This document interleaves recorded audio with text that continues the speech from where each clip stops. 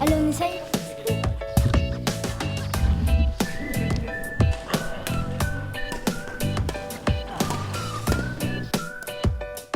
C'est un plateau parabad et handicap, du handicap physique et du handicap mental, de manière à ce que les gens puissent jouer ensemble, pratiquer et puissent comprendre aussi les enjeux et les difficultés que peuvent avoir les joueurs en situation de handicap.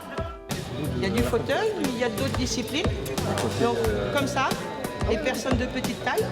En général, j'émarre mon discours par le fait de dire que c'est une différence, c'est juste une différence. C'est-à-dire que derrière, on peut être blond avec les yeux bleus, on peut être brun avec les yeux noirs, c'est une différence.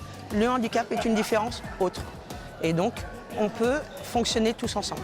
Ça permet de sensibiliser au handicap, de voir comment s'adapter aussi au handicap. On a pu le voir en jouant avec une attelle par exemple ou en jouant en fauteuil. Les jeunes jouaient sur une largeur regroupant les deux terrains pour qu'ils aient une sensation de ce que les personnes de petite taille ressentent lorsqu'ils jouent sur un terrain classique. On doit cavaler un peu plus, utiliser beaucoup plus les fentes, les plongeons.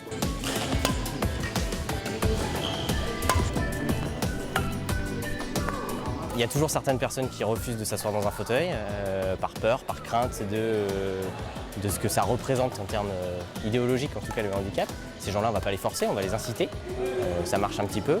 Et puis, il y a ceux qui prennent ça comme un jeu, je pense particulièrement aux enfants, et il y en a quelques-uns qui sont présents aujourd'hui et qui montrent que le handicap peut s'inclure dans la société de manière très simple et sans problème.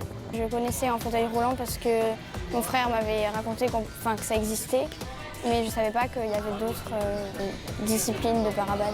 Je trouve ça intéressant de se mettre dans la peau de gens qui ont des handicaps parce que c'est ce qu'ils vivent tous les jours et nous, on ne sait pas en fait. Moi, j'ai bien aimé cette journée.